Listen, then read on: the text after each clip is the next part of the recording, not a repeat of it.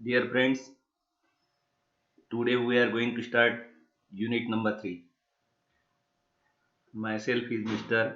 Anil Udasi, Head of Department Mechanical Engineering, Government Polytechnic Amravati. So name of unit number 3 is Material Management. First of all, we can see definition of inventory. What is the definition of inventory? Inventory means list of all movable items with their quantity and cost which are required to manufacture a product. Inventory म्हणजे काय असते? List of all movable items, त्यांच्या संख्येसह आणि किमतीसह. जेवढी movable items असतात त्यांची संख्या आणि कॉस्ट म्हणजे किंमत, तर अशा लिस्टला इन्व्हेंटरी असं म्हणतात.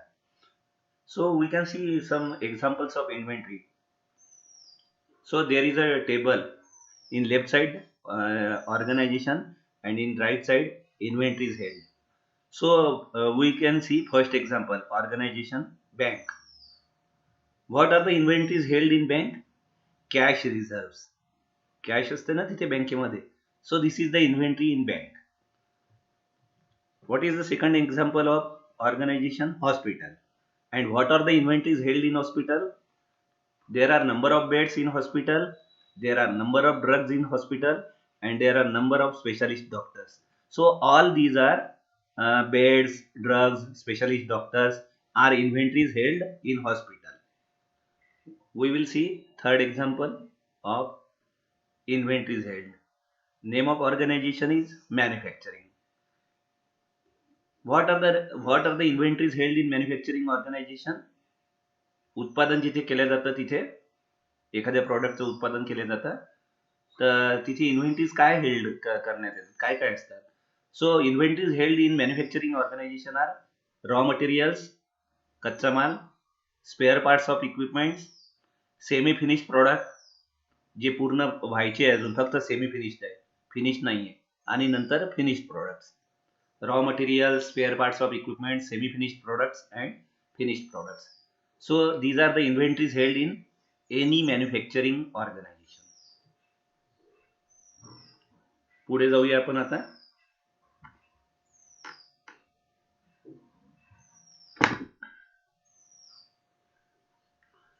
So we can see difference between inventory versus stores.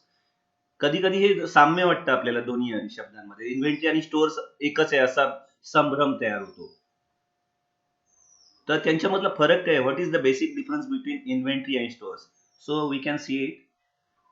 The words inventory and stores are sometimes confuse. संभ्रम निर्माण करतात दोन्ही शब्द. These must therefore be clearly understood. त्याच्यामुळे हे समजून घेणं अत्यंत आवश्यक आहे. इन्व्हेंटरी आणि स्टोअर्स मध्ये काय फरक आहे? Stores means all those articles which are kept in stores, while inventory comprise stores as well as materials in transit, materials in process, finished products, and stock lying at company showroom and distribution centers which have not been sold out. Stores म्हणजे असे articles जे stores मध्ये ठेवलेले असतात फक्त. परंतु inventory म्हणजे काय असते?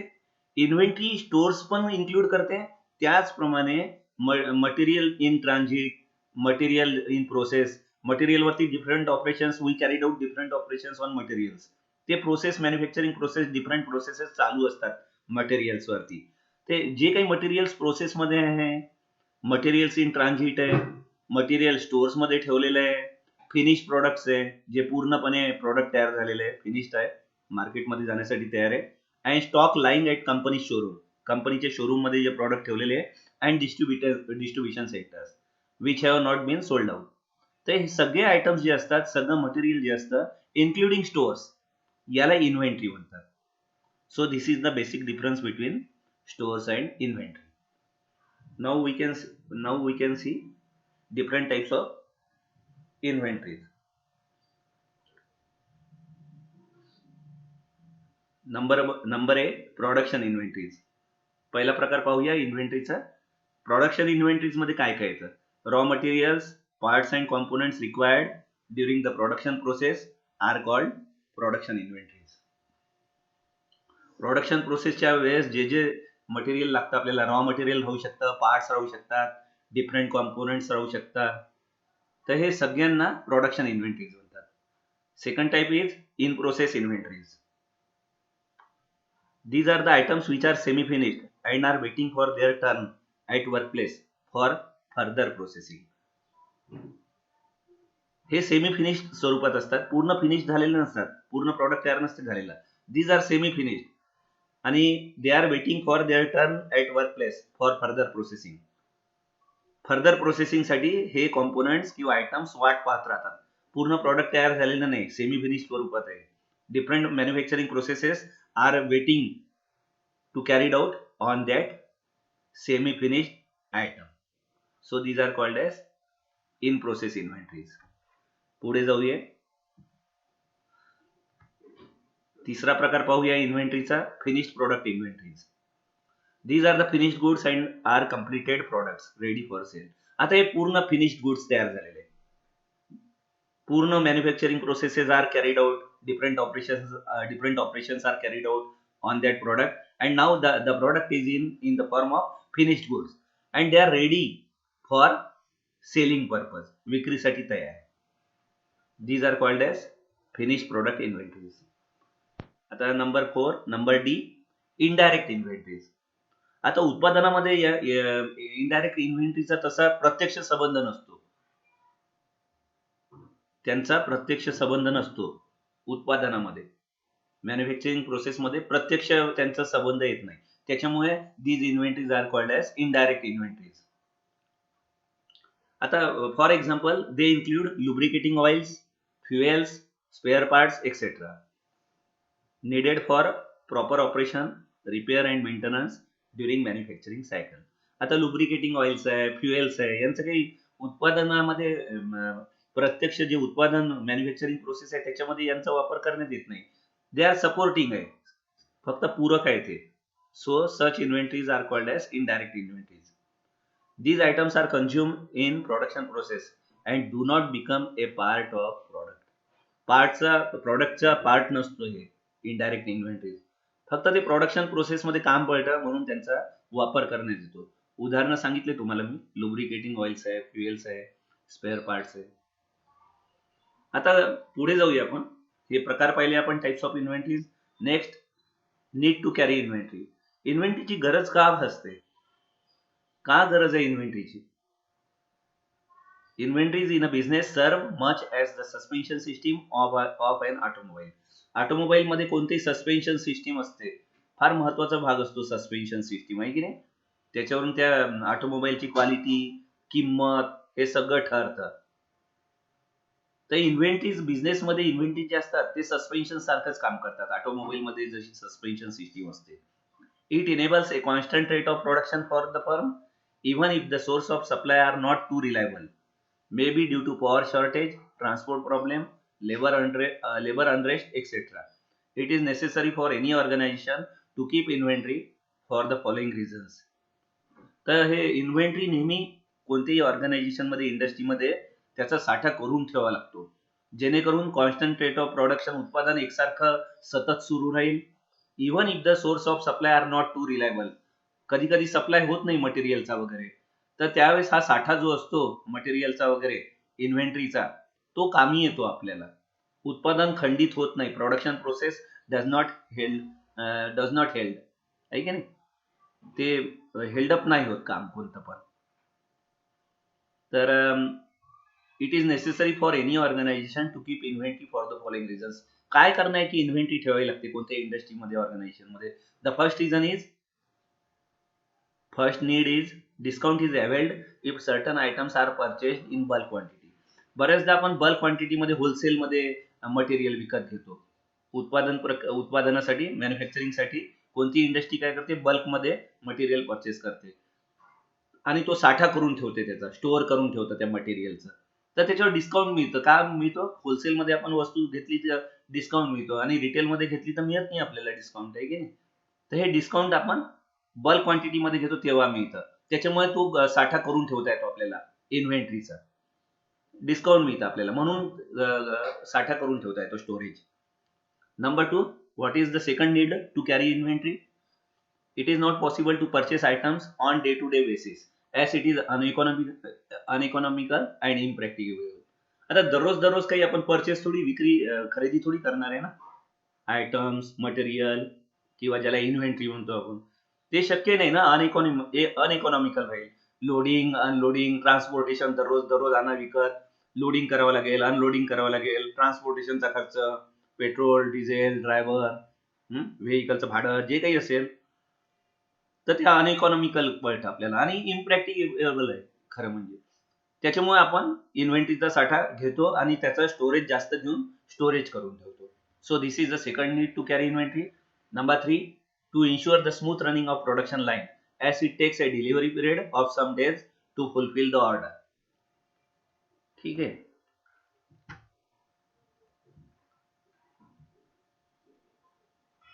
पुढे जाऊया आता आपण. The fourth need to carry inventory. What is the fourth need to carry inventory? Some items may not be available in future in the market. कधी कधी असं विजन दिसतं आपल्याला, चित्र दिसतं की भविष्यात हे आयटम्स मिळणार नाही. त्याच्यामुळे आपण होलसेलमध्ये वगैरे पटापट त्या आयटम्स, आपल्या उत्पादन प्रक्रिया खंडित होऊ नये, आहे की नाही. Manufacturing process should be smoothly carried out. त्याच्यासाठी आपण काय करतो, मार्केटमध्ये भविष्यात उपलब्ध होणार नाही काही आयटम्स, तर हा विचार करून आपण त्याचा साठा स्टोरेज करून ठेवतो. त्याच्यामुळे पण इन्व्हेंटरीची गरज भासते आपल्याला. Number 5, to fulfil the suppliers conditions to purchase the minimum quantity. बऱ्याचदा ज्या सप्लायर कडून आपण इन्व्हेंटरी विकत घेतो, रॉ मटेरियल, कच्चा माल वगैरे जे असतं, आयटम्स जे असतात, तर तो सांगतो एवढं मिनिमम क्वांटिटी घ्यावीच लागेल, नाही तर तुम्हाला आम्ही सप्लाय करणार नाही. सप्लायर सांगतो की आम्ही तुम्हाला एवढी क्वांटिटी आमच्याकडून विकत घ्यावीच लागेल, मिनिमम क्वांटिटी, अन्यथा we can not supply the material or inventory to you. मग अशा कंडिशन मध्ये आपल्याला साठा करून ठेवावा लागतो, तेवढी क्वांटिटी विकत घ्यावीच लागते सप्लायर कडून.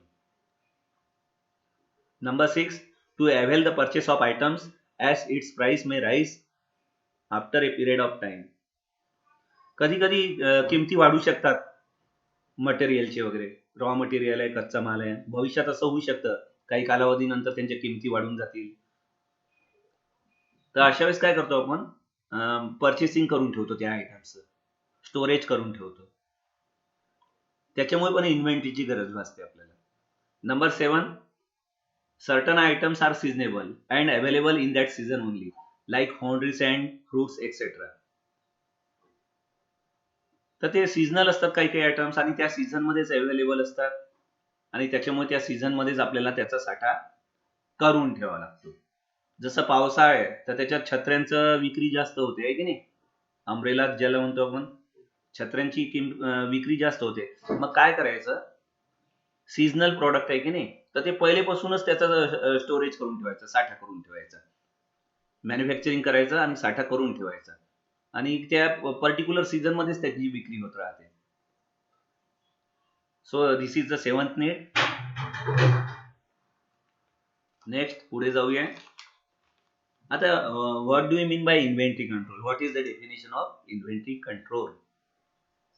It may be defined as the scientific method of finding out how much stock should be maintained in order to meet the production demands and be able to provide right type of material at right time in the right quantity and at competitive price. आपल्याला साठा करून ठेवावा लागतो इन्व्हेंटरीचा कोणत्याही manufacturing इंडस्ट्रीमध्ये. तो साठा जास्तही नको आणि कमीही नको, आहे की नाही. जास्त साठा केला तर पैसे, जे कॅपिटल आहे, पैसा जो आहे तो जास्त इन्व्हेस्ट करून तो ठेवण्यात येईल, आहे की नाही, नुकसान होईल एका प्रकारे. आणि कमी साठा असेल तर मग मॅन्युफॅक्चरिंग प्रोसेसमध्ये खंडित होईल प्रोसेसेस, उत्पादन प्रक्रिया खंडित होईल, कारण साठा कमी आहे, रॉ मटेरियल मिळत नाहीये, त्याच्यामुळे ब्रेक लागेल कुठेतरी मॅन्युफॅक्चरिंग प्रोसेसला. तर कमी नको आणि साठा काय, स्टोरेज इन्व्हेंटरीचा जास्तही नको. एक कंट्रोल पाहिजे, नियंत्रण पाहिजे इन्व्हेंटरीवर. तेवढा स्टॉक करून ठेवायचा, त्याच्यापेक्षा जास्तही नको आणि कमी नको. प्रोडक्शन डिमांड पूर्ण व्हायला पाहिजे आणि right type of material at right time in the right quantity and at competitive price. तर हे सगळं इन्व्हेंटरी कंट्रोलची डेफिनेशन झाली.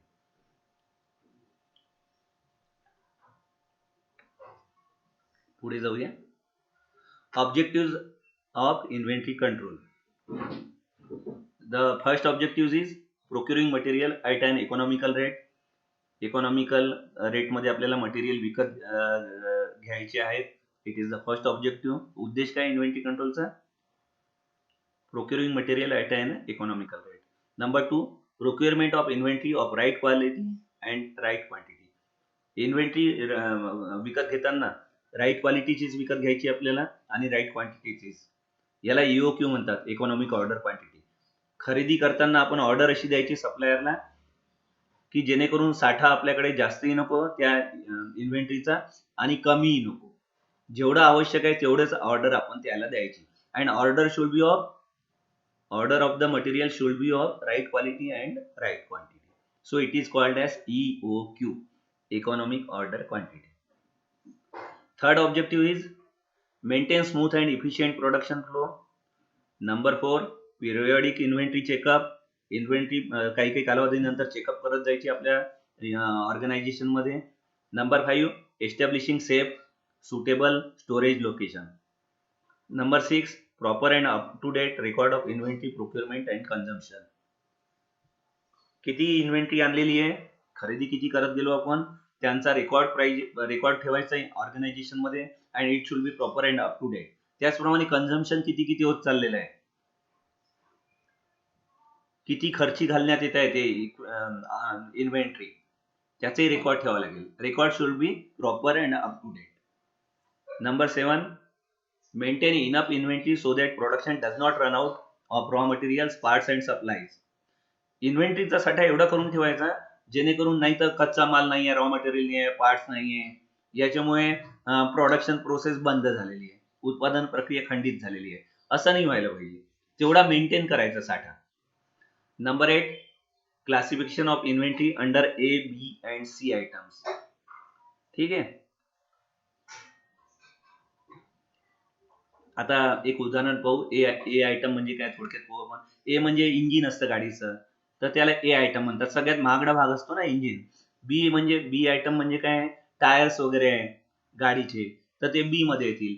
आणि सी मध्ये नट्स बोल्ट्स वगैरे किरकोळ जे हे असतात व्हेकलशी रिलेटेड, ते सी आयटम्स येतील. तर क्लासिफिकेशन करावं लागेल इन्व्हेंटरीचं. ए म्हणजे सगळ्यात महाग, बी म्हणजे कमी किमतीचं, आणि सी म्हणजे ज्याला काही लक्ष दिलं तरी चालेल, किरकोळ साहित्य असतात हे. आता मुली वगैरे ज्या वापरतात, रबर बँड्स आहे, हेअर पिन्स आहे, ते सगळं सी आयटम्स मध्ये आहे की नाही. तर ए आयटम म्हणजे काय, गाडीचं इंजिन वगैरे जे येतं ते ए आयटम आहे, सगळ्यात मूल्यवान असतं, महागड असतं ते. बी आयटम्स म्हणजे टायर्स वगैरे येतील त्याच्यामध्ये. आणि सी आयटम्स म्हणजे नट्स बोल्ट्स वगैरे ऑटोमोबाईल व्हेकलशी रिलेटेड. तर सी आयटमला जास्त लक्ष द्यायची गोडाऊन मध्ये काही आवश्यकता नाही. थोडंसं नष्टही झालं, काही खराबही झालं, डिटोरिएट वगैरे, ते एवढं काही नुकसान होणार नाही. पण ए आयटम वगैरेला फार महत्व आहे, फार महागड असतं ते इंजिन वगैरे. तर असं क्लासिफिकेशन आपण इन्व्हेंटरीचं करावं लागेल A, B आणि C कॅटेगरीमध्ये. Number 9, developing a definite inventory identification system. Number 10, maintain efficient transportation of inventories including the functions of shipping and receiving. Number 11, cooperate with procurement so that efficient and economical purchasing can be accomplished. So these are the 11 objectives of inventory control.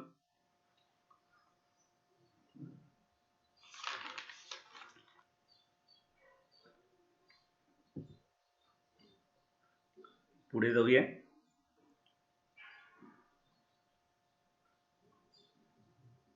Advantages of inventory control. So what are the advantages of inventory control? The first advantage is there is no shortage and no excess of material at any stage of production. Shortage नसतं कोणत्याही स्टेजला उत्पादनाच्या, किंवा एक्सेसही नसतो.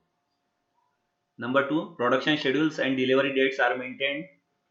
Number 3, materials are made available at most economical rates. Number 4, there is an increase in overall efficiency, productivity of the company. Number 5, exact and accurate delivery dates can be forecast. Number 6, the materials are protected from spoilage, deterioration, pilferage, etc. So these are the 6 advantages of inventory control.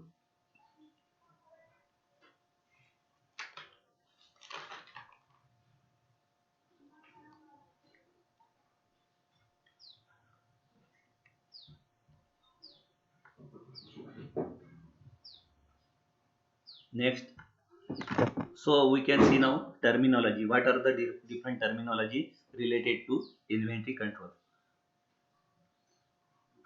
Number one, demand.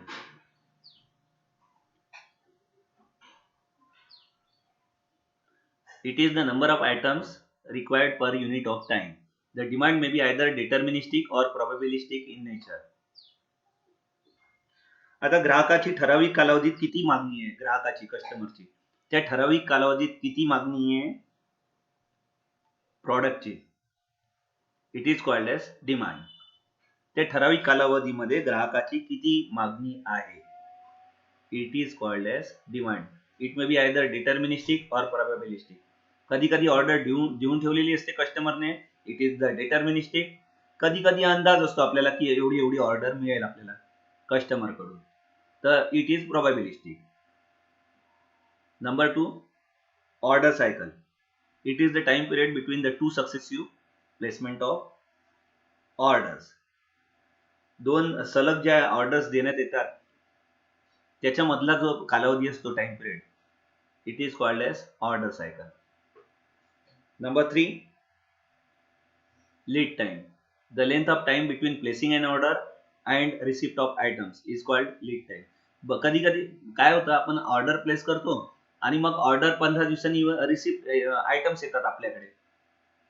Order place करतो आपण सप्लायरला आणि supplier काय करतो, 15 दिवसांनी आपल्याला items पाठवतो, delivery होते आणि रिसिप्ट होते, आयटम्स मिळतात आपल्याला 15 दिवसांनी ऑर्डर प्लेस केल्यानंतर. आता याच्यामधला जो कालावधी असतो placing and order and receipt of items, it is called as lead time. Time between ordering and receiving goods. सोप्या भाषेत म्हणजे what is in simple words, time between ordering and receiving goods. Number four, safety stock.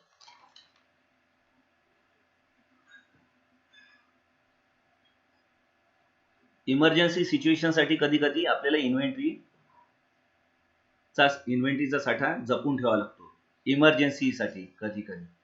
It is called as safety stock. It is also called buffer stock और minimum stock. Buffer stock सुद्धा म्हणतात त्याला किंवा minimum stock सुद्धा बोलतात. It is the stock और inventory needed to account for delay in material supply and to account for sudden increase in demand due to rush orders.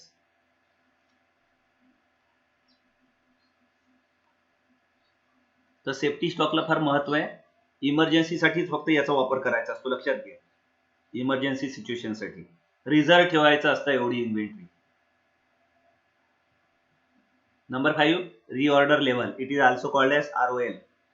It is the point at which the replacement action is initiated. It is the point at which the replacement action is initiated. When the stock level reaches ROL, the order is placed for the item. आता stock संपत आलेला आहे आणि ROL च्या तिथे आलेला आहे reorder level. पटकन काय करायचं, आपण ऑर्डर प्लेस करून टाकायची त्या आयटम्सला. त्याला म्हणतात रिप्लेसमेंट, भरपाई करायची. स्टॉक लेवल संपत आलेला आहे रॉ मटेरियल इन्व्हेंटरीचा. एका लेवलला आलं, ROL लेवलला आलं ते स्टॉक लेवल, की पटकन ऑर्डर इमिडिएटली ऑर्डर काय करायची, प्लेस करायची. म्हणजे भरपाई ते पटापट इन्व्हेंटरी आपल्या ऑर्गनायझेशन मध्ये येणं चालून जाईल आणि रिप्लेसमेंट होईल. अन्यथा रिस्क येईल. रिऑर्डर लेवलला आपण ऑर्डर नाही दिली ना, तर मग ते उत्पादन प्रक्रिया खंडित होऊ शकते, थ्रेट एकदम धोका तयार होऊ शकतो. त्याच्यामुळे ROL लेवलला आली की ऑर्डर पटकन प्लेस करून द्यायची. Number 6, reorder quantity.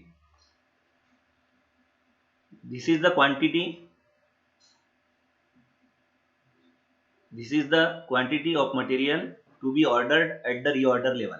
आता रिऑर्डर लेवलला आपण ऑर्डर दिली सप्लायरला की एवढ्या एवढ्या आयटम्स पाठवा, ठीक आहे. रिऑर्डर लेवलला आपण इमिडिएटली काय केली, सप्लायरला ऑर्डर देऊन दिली की एवढे एवढे आयटम्स आमच्या ऑर्गनायझेशन साठी पाठवा. तर जी क्वांटिटी असते रिऑर्डर लेवलला आपण ऑर्डर देतो यांना, सप्लायरला. रिऑर्डर लेवलच्या तिथे आपण जी ऑर्डर देतो सप्लायरला, एवढी एवढी क्वांटिटी ऑफ मटेरियल पाठवा, तर त्या क्वांटिटीला म्हणतात reorder quantity. It is called as reorder quantity. Normally this quantity equals the economic order quantity EOQ. शक्यतोवर काय होतं नॉर्मली ऑर्डर किती आरओ रिऑर्डर लेवलला किती क्वांटिटीची ऑर्डर द्यायची पण रिऑर्डर लेवल आरओएल ला इकॉनॉमिक ऑर्डर क्वांटिटीची एवढी ऑर्डर द्यायची आपण EOQ. Number 7, minimum stock level. This term is applied to designate the lower limit of the inventory and represents a reserve or margin of safety to be used in case of emergency. When requirements have been abnormal, it is intended that there must always be at least this quantity available in the stores.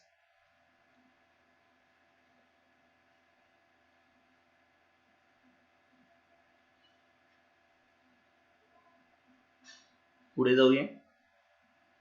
Number 8, maximum stock level. This term is applied to designate the upper limit of the inventory and represents the largest quantity which in the interest of economy should generally be kept in stores. Upper limit of inventory आहे आणि काय represent करते largest quantity. Number 9, inventory turnover. If the company maintains inventory is equal to 3 months consumption, 3 महिने पुरेल एवढा साठा करून ठेवलेला आहे. 3 महिने कन्झम्पशन होईल एवढा वापर केला जाईल 3 महिन्यात जेवढा लागतो आपल्याला एवढा इन्व्हेंटरीचा साठा करून ठेवलेला आहे कोणत्याही एखाद्या ऑर्गनायझेशनने. If the company maintains inventory is equal to 3 months consumption, 3 महिन्यात जेवढं कन्झम्पशन होतं तेवढा साठा करून ठेवलेला आहे. It means that inventory turnover is 4 times a year. वर्षभरात तीन महिने म्हणजे 4दा एक हे होईल टर्नओव्हर. काय होईल खरेदी 4दा केल्या जाईल कारण 3 महिन्याचा साठा करून ठेवलाय. कन्झम्पशन एवढं लागतो बा आम्हाला, एवढं कन्झम्पन वापर होतो आमच्याकडे एवढ्या इन्व्हेंटरीचा. मग 3 महिन्यांनी दुसरी ऑर्डर, मग पुन्हा 3 महिन्यांनी तिसरी, 3 महिन्यांनी चौथी, तसं 4दा टर्नओव्हर होतं.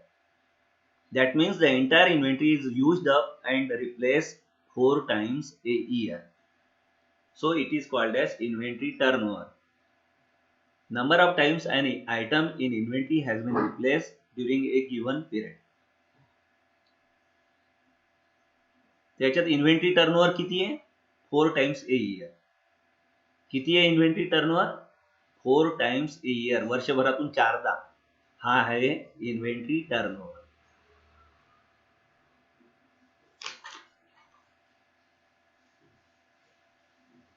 पुढे जाऊया आता. Cost associated with inventory. The various costs associated with the inventory are called as inventory cost. They are classified as. कॉस्टचा अर्थ काय खर्च येते ना लक्षात. कॉस्ट म्हणजे खर्च. आता प्रकार पाहूया आपण कशावर खर्च होतो. पहिला प्रकार आहे setup cost. Number B ordering cost, it is also called as procurement cost. Number C carrying cost, it is also called as holding cost. Number 4 number D shortage cost, it is also called as stock out cost. Now we can see these in detail.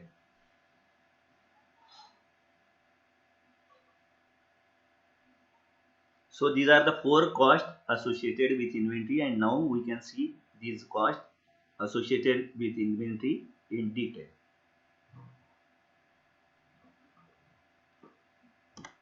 पहिला प्रकार आहे setup cost. It is the cost of production stoppage to enable a machine or group of machines to change over from one job to another.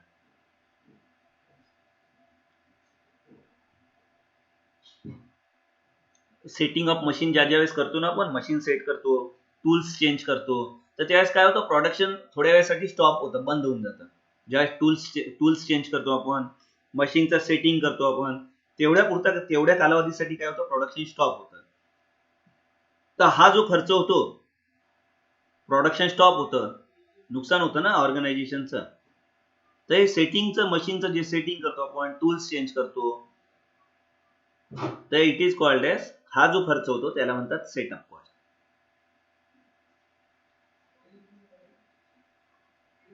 आता याचे काही प्रकार आहे setup कॉस्टचे, elements आहेत. The major elements of this cost are, setup कॉस्टचे काही major elements आहे. कसा खर्च होतो पाहूया आपण. Number 1 idle time cost. It is the loss due to inability of the company to produce during the period when the machine is under setup. मशीनचं setting वगैरे करताना वेळेचं जे नुकसान होतं, टाइम, उत्पादन खंडित होतं, वेळेचं लॉस होतं, it is called as idle time cost. Number 2, idle wages cost. It is the cost paid to the workers for the period the machine is under preparation. आता मशीनचं सेटिंग चालू आहे, मशीन इज अंडर प्रिपरेशन आहे, परंतु वर्करला आपण असं थोडी म्हणणार आहे मशीन बंद आहे, तुम्हाला आम्ही वेतन, पगार, सॅलरी वगैरे देणार नाही. मोबदला तर द्यावाच लागेल वर्कर्स लोकांना. तर हा जो खर्च होतो, आणि नॉन प्रोडक्टिव्ह वर्क आहे ना, वर्कर्स बसलेले आहे, काम नाही आहे काही पण, आणि मशीन अंडर प्रिपरेशन आहे, सेटिंग करतोय, पगार तर द्यावाच लागेल. तर हा नॉन प्रोडक्टिव्ह वर्क झालाय की नाही, म्हणजे व्हॅल्यू ऍडेड नाहीये, काही मिळत नाहीये कंपनीला, ऑर्गनायझेशनला, याच्यात नुकसान होते. मशीनचं सेटिंग चालू आहे आणि पगार मात्र वर्कर्सला द्यावाच लागतोय. तर हा जो कॉस्ट असतं, ही जी कॉस्ट, खर्च जो होतो, it is called as idle wages cost. Number 3, work order cost. It is the cost of raising the work order and other auxiliary order, namely stores, issue order, move order, inspection order, goods forwarding note, etc. to authorize shop to undertake manufacturing activity. आता काय होतं, manufacturing activity, उत्पादन प्रक्रिया actually सुरुवात करण्यापूर्वी organisation मध्ये काय होतं, एका शॉप मधून दुसऱ्या शॉप मध्ये वगैरे पत्रव्यवहार होतो, ऑर्डर्स मूव्ह होतात, इन्स्पेक्शन ऑर्डर्स असतात, गुड्स फॉरवर्डिंग नोट्स असतात. इंडस्ट्रीमध्ये कोणत्याही किंवा ऑर्गनायझेशन मध्ये ऍक्च्युअल मॅन्युफॅक्चरिंग ऍक्टिव्हिटी सुरू होण्यापूर्वी जो पत्रव्यवहार होतो, एका विभागाचा दुसऱ्या विभागासोबत, एका शॉपचा दुसऱ्या शॉप सोबत, तर इश्यू ऑर्डर्स असतात, stores issue order, move orders, inspection orders, goods forwarding notes. तर याच्यावर जो खर्च होतो, these are called as work order cost. Number 4, foregone profit. It implies the loss in profit for the time the machine is under preparation. मशीनचं setting चालू असतं, machine under preparation असतं, तर वर्क होत नाही ना, मॅन्युफॅक्चरिंग प्रोसेसेस वगैरे बंद असतात, वर्करलाही काम नसतं अशा वेळेस. तर प्रॉफिट मध्ये नुकसान होतं, प्रॉफिट जेवढं पाहिजे तेवढं मिळत नाही इंडस्ट्रीला, अपेक्षित जे प्रॉफिट असतो, नफा, तेवढं काही मिळत नाही, लॉस होतो. त्याच्यामुळे याला म्हणतात फॉरगॉन प्रॉफिट. आता दुसरा प्रकार पाहूया आपण. नंबर बी, सेटअप कॉस्ट संपला आपला. Number B, ordering cost. It is denoted by CO.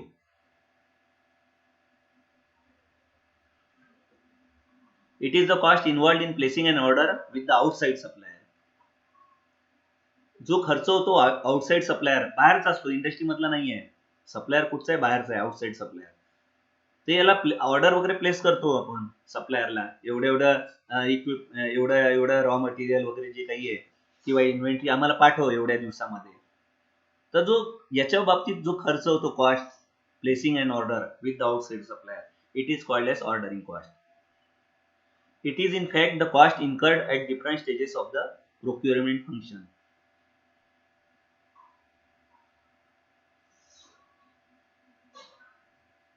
पुढे जाऊया आपण. ऑर्डरिंग कॉस्ट कंटिन्यू करूया आपण आता पुन्हा. What are the different basic elements of procurement cost. आता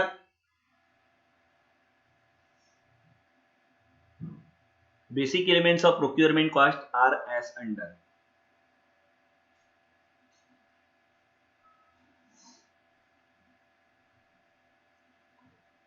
ऑर्डरिंग कॉस्टलाच प्रोक्युरमेंट कॉस्ट म्हणतात, लक्षात घ्या. Basic elements of procurement cost are as under. Number 1, paperwork cost. Number 2, postage cost. Number 3, follow-up cost. Number 4, cost of visits to the vendor plants. आता outside सप्लायरला आपण order place करतो आणि त्याच्यावर जो खर्च येतो, placing an order with the outside supplier, it is called as ordering cost और प्रोक्युरमेंट कॉस्ट. बरोबर आहे. ऑर्डरिंग कॉस्टलाच प्रोक्युरमेंट कॉस्ट म्हणतात. आता या प्रोक्युरमेंट कॉस्टचे बेसिक एलिमेंट्स काय आहे? पेपर वर्क कॉस्ट आहे, पोस्टेज कॉस्ट आहे, फॉलोअप कॉस्ट आहे आणि cost of visits to the vendors plans. तर हा जो कॉस्ट खर्च येतो त्याला म्हणतात प्रोक्युरमेंट कॉस्ट. पत्रव्यवहार करावा लागतो आउटसाइड सप्लायर सोबत, पोस्टेज वरती खर्च येतो, फॉलोअप घ्यावा लागतं त्याच्यासोबत आउटसाइड सप्लायर सोबत, तिथे जाऊन पाहणी करावी लागते वेंडर्स प्लॅन्ट मध्ये जो सप्लायर असतो, व्हिजिट करावी लागते, त्याचा जो खर्च येतो. तर हे सगळं प्रोक्युरमेंट कॉस्ट असतो.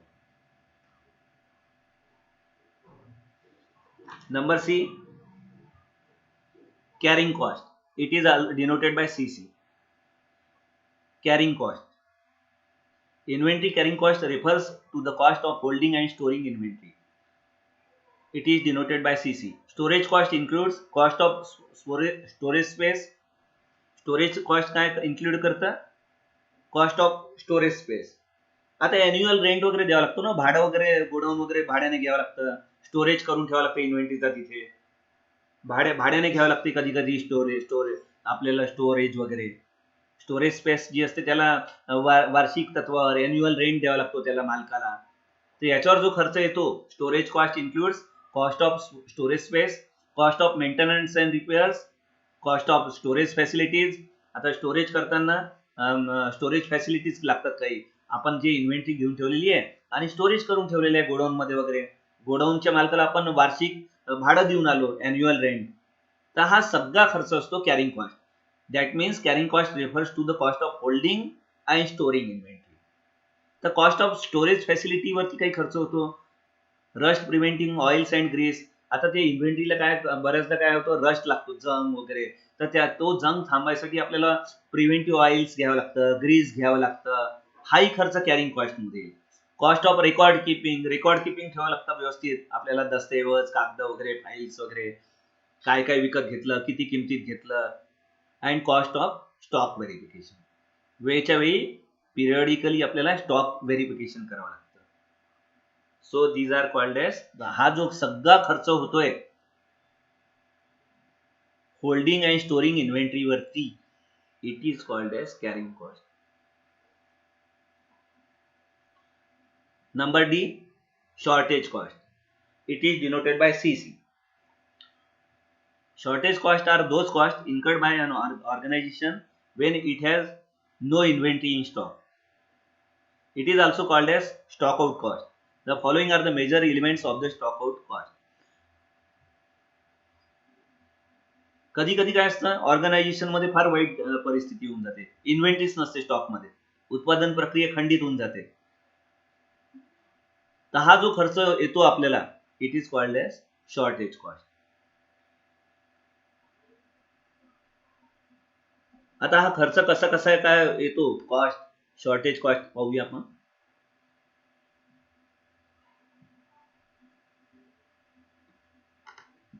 Cost of men and machines remaining idle. Raw मटेरियलच नाहीये इंडस्ट्रीमध्ये, स्टॉकच नाहीये, इन्व्हेंटरीचा स्टॉकच नाहीये. आता स्टॉकच नाहीये तर सगळं प्रोडक्शन प्रोसेस बंद पडेल, खंडित होऊन जाईल, मॅन्युफॅक्चरिंग प्रोसेसेस, उत्पादन प्रक्रिया खंडित होऊन जाईल, पगार मात्र वर्कर्स लोकांना वगैरे द्यावाच लागेल, मशीन्स आयडल राहतील. हा जो खर्च येतो आपल्याला, मशीन्स बंद आहे, उत्पादन प्रक्रिया खंडित झालेली आहे, पगार मात्र द्यावाच लागत आहे वर्कर्सला वगैरे. तर हा जो खर्च येतो, this cost is called as cost of men and machines remaining idle. It is the shortage cost. Number 2, cost due to loss of profit as the production could not be taken. Profit नाही होत, अपेक्षित जेवढं असतं, आपण plan केलेलं असतं की एवढं नफा होईल आपल्याला, पण तो काही होत नाही, लॉस मध्ये जातो बिझनेस. का जातो लॉस मध्ये? कारण production could not be taken, उत्पादनच प्रक्रिया खंडित झालेली आहे ना, स्टोरेजच नाहीये, शॉर्टेज आहे, इन्व्हेंटरीचं शॉर्टेज आहे, वाईट परिस्थिती आहे, शॉर्टेज आहे आपल्याकडे, तर प्रोडक्शन प्रक्रिया खंडित झालेली आहे. Number 3, cost due to penalty paid for the delayed shipments. आता काय होतं, करार केलेला असतो आपण याच्यासोबत, पत्रव्यवहार केलेला असतो, कोणासोबत?